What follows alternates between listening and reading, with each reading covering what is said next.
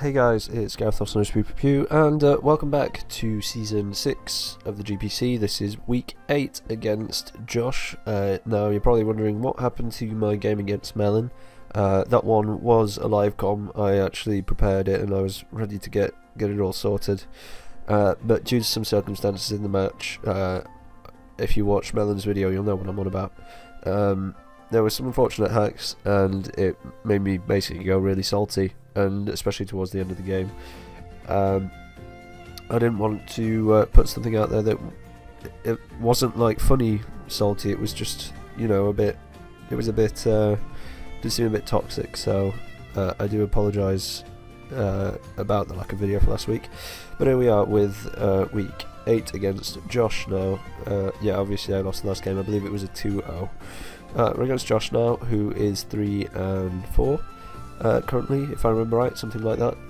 I can't remember exactly, but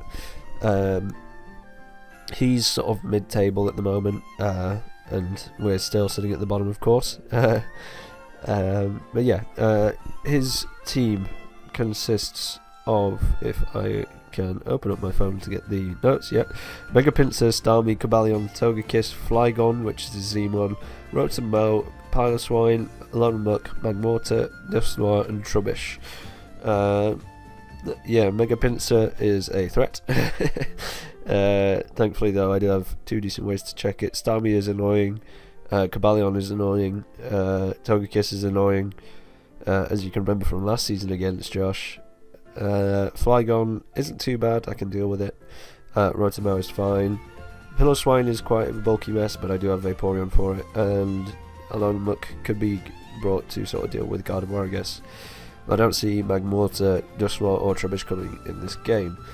So this is the prep that I decided to go for. Arcanine, physically defensive with Intimidate, is there to mainly deal with this Pinsir. It's also a somewhat decent switch into Alonmuck.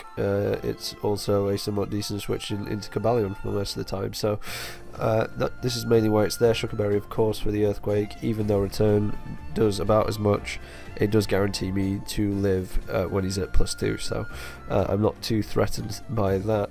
Flamethrower does more damage to most of his team that would otherwise take a Flare Blitz, especially if his Cobalion's more physically defensive setup. So that's why I'm running a Flamethrower, and I didn't really need to hit the other things that would take a Flare Blitz in the first place anyway. Will-O-Wisp, of course, is there for just mainly for Cobalion, but it's also good for the Alonmuck and things like that. Morning Stung for recovery, and Extreme Speed just as a contingency in case he decides to bring a setup Pinsir, or even if it's there to snatch kill and Starmie if it's low HP. Yeah, that's the main idea with this. I'll skip Vaporeon and I'll go to it last because it's a quite a cool set. We then have Stone Stance Dodrio, Muscle Band this time round. Enough speed to outspeed Mega Pinsir, I believe, or no, it's to outspeed Cobalion. With one SD up, I basically beat his team if I've worn it down a bit, for things like if he's brought in Starmie, or he's got like a Scarf Rotom or a Scarf, what was the other potential Scarfer, I forget. Scarf Flygon, if they're worn down enough I can KO them with a quick attack from about 40-50% depending on which one it is. And Jump Kick and Brave Bird just does the work to the rest of his team, so hopefully this could be a late game cleaner, we'll see. Spadef, Serena, more for his Starmie, but also his Rotom. Decent stop to both of them, don't take 50% from an Ice Beam, even if he's Life Orb. So yeah, it's a solid set for his team. Once again, just max like it was for Arcanine. U-Turn, Toxic, Rapid Spin and Synthesis. I did initially have Trop Kick over Toxic, just in case he brought the Piloswine, but overall the damage that I was going to put out wasn't going to be worth it, especially he was hitting me back, so I decided to just go for Toxic anyway. Rapid Spin, of course, for removal, and Synthesis for longevity. And then we have Steelix, which is actually quite a good mon against most of his team. The only things that can really exploit it are his Starmie and maybe his Flygon. Stealth Rock is very, very valuable this game, obviously because he's got the Pinsir. But the interesting thing that I'm running here is Smackdown. The reason being, if he brings a bait Cobalion setup set with Magnet Rise, it's just getting smacked down. That's the only reason it's there. It also kind of helps if he brings in a Flygon and I want to knock it down, and I know I can take an Earthquake and my Earthquake will kill or something like that. it's just a nice meme, and I think it's decent enough against this team to warrant it over, say, a Stone Edge or something like that. And then we have somewhat of a meme as well. Trick Room, Carmine Gardevoir. Basically, I don't need any other move than Hyper Voice because he has no fairy resists. And yeah, I don't outspeed much on his team. And so the goal is to set up the Trick Room on something that would normally switch out on me. Say, if I find out that his Rotomo isn't scarfed, and he's locked into Leaf Stone when he's at -1 or -2. I can just set up a Trick Room, and even if he stays in at that point, set up a Carmine's, and then just spam Hyper Voice. Healing, which is just there as a contingency to bulk, to get more HP back into the Steelix. And finally, we have the Don, the best one in this game. We have Choice Scarf, Vaporeon, Hydro Pump, Ice Beam, Shadow Ball, and Wish. Wish once again is just there in case I want to pass Wishes into Steelix. I mean, it still gets 200 HP back, so it's still pretty good.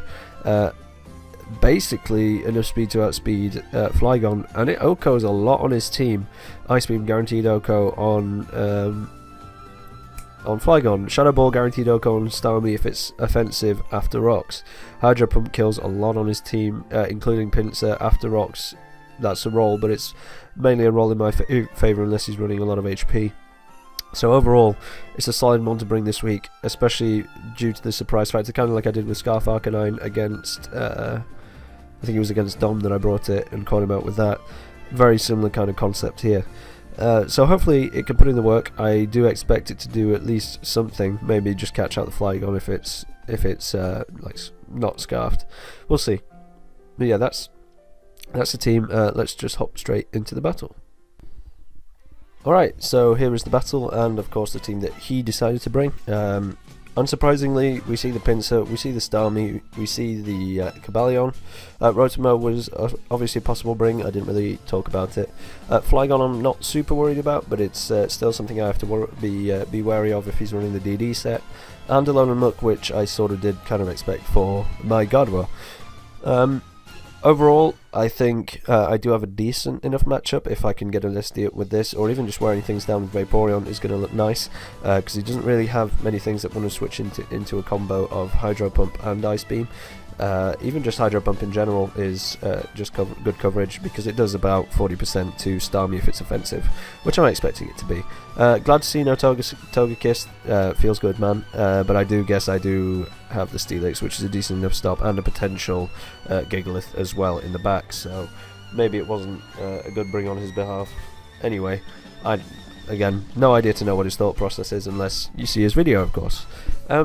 Yeah, overall, lead-wise, I have no idea what I want to lead with. I don't want to lead with something that can be set up for the Flygon. I don't want to lead with something that could potentially be KO'd first turn as well. And so I think, let's just go with Serena, click U-turn, especially if he goes into Rotom mode to start. It's always a good way to get going. So I do lead with Serena, as he ends up leading with his Flygon. Now here, I know I can take any hit from this, regardless of his set. And that damage there that he showed reveals that he is indeed banded. So it's good information to have. Choice band Flygon. Yeah. So it does a lot of damage first turn. As I click, I believe I just click U-turn as well. It's kind of unfortunate I took all that damage, but I should be able to synthesis up on his Rotom anyway. Now here I go out into Steelix on the Muck. Just because I know it can't do literally anything to me, and it's a free time to set up my rocks. I was close to clicking EQ, but I didn't want him to switch out into his Flygon for free. And this turn, seeing that he did stay in, I thought I'd go for EQ again. But he just switched out into his Rotom, which is frankly fine. It can't do much to a lot of things on my team. I decided to just go into Serena and try and make the most of this and try and get a synthesis off. If he did Volt Switch, it would be unfortunate, but he misses a Willow, not too big. It's negated by my leftovers anyway. It'll only reduce my U-turn damage, and he still stays in and goes for it this time. It would only have meant that he got a bit more initiative after this turn instead of me U-turning out. So it is kind of unfortunate, not super meaningful. It just means that I get a U-turn off on something on the turn that it would have come in, if you see what I mean. It brings out the Muck again. I just do that. I know his switch is going to be into something that can take the EQ, so I go for a Smackdown here. Hoping it's the Flygon, hoping it's the Cobalion. It's neither, it's around to Mo. I know I can stay in and kill this, and I know he's going to predict the switch into Serena, and so I expect him to Volt Switch, but he ends up revealing the trick. Now, Steelix with the Scarf is dangerous because it can mean that something can switch in freely, like his Flygon. And so here, after going for the Earthquake, he knows I can kill him. I don't want to risk him getting a free switch into Flygon, or even a free switch out into his Pinsir and use it as setup. So I immediately switch out into my Vaporeon, knowing he's not going to click the Volt Switch, it's too much of a risk. And I do go out into Vaporeon, and here I will catch this off guard with the Ice Beam because I'm Choice Scarf, and Vaporeon picks up the first kill of the game, which is just great. And now he goes out into Starmie. Once again, I do have the Serena for this, but I go into the Serena first as he clicks Rapid Spin to get rid of the rocks. That's kind of what I expected. He can't do much to me at all, so I'm just going to click U-turn. This is becoming U-turn bot at this point. As he just got into Cobalion this time, I am free, literally free to go out into my Arcanine and click Flamethrower. Nothing really wants to take it outside of the Starmie, which doesn't really want to take two, and at this point it doesn't know my set.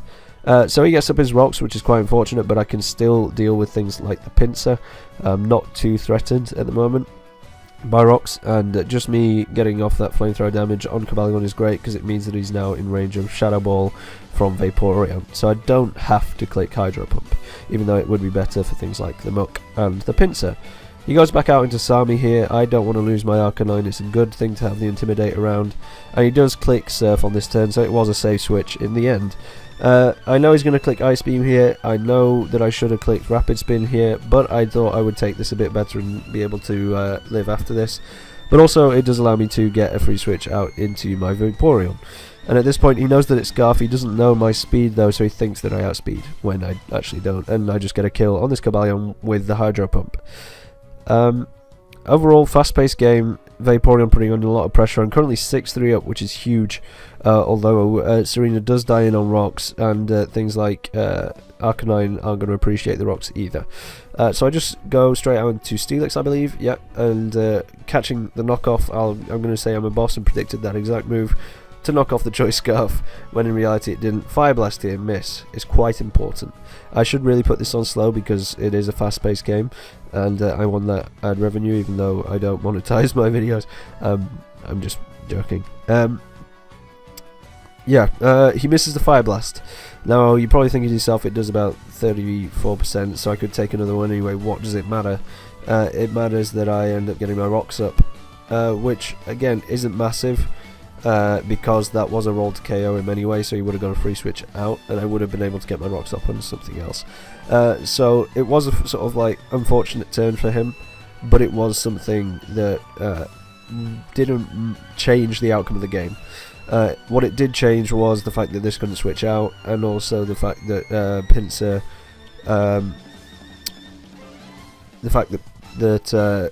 Pinsir couldn't live something at the end of the game, which we'll see. At this point the game's pretty much mine. I was scouting for the T-Bolt there in case he did have it. He doesn't, so I can go straight back out into Vaporeon. I'm not worried at all. I could have gone straight into Dodrio here and just click kick Quick Attack and then Brave Bird, but I didn't want to mess around with that there Pinsir. And I thought after rocks this Hydro Pump would kill, but forgetting that he was probably just running enough speed to outspeed my Gardevoir.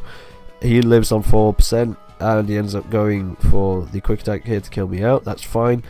And here I got into my Dodrio, which just kills it with a Quick Attack. Now, if I didn't get the Stealth Rocks up, I would have lost Dodrio, then I would have lost Arcanine, which would have meant that he got a lot more. He just got one more point of differential going his way.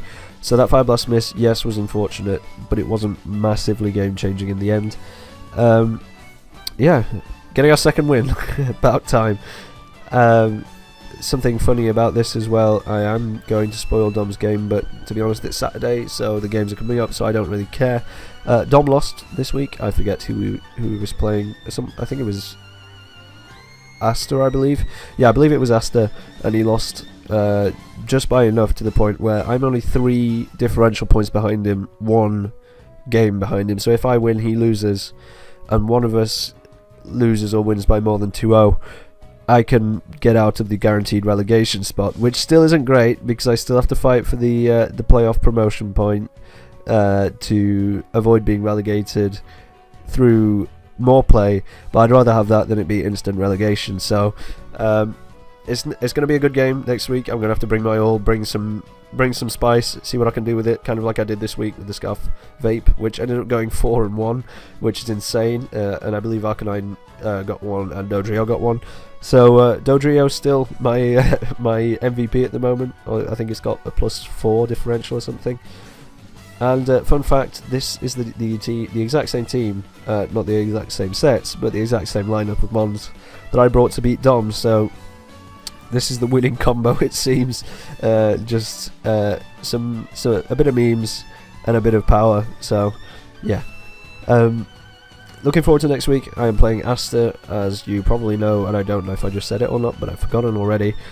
Playing Aster, he's a very good player, and as you probably know, I believe his playoff spot is guaranteed at this point, or at least he's in a good spot to get it, unless he gets like 6-0'd, which I doubt he will, to be honest, because I am not the best, and he is definitely a good player, so the chance of me getting that is quite slim.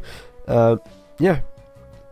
I guess all there is left to say is thank you for watching. Once again, sorry for the lack of videos, especially just all throughout this season. It's been a hard time for me to find the time and then to find the means to get these videos up. So hopefully I'll get next week's up as well. And if should I get through to the relegation playoffs, I'll also get them up as well. So yeah, thanks for watching, and I'll see you in the next one. Bye bye.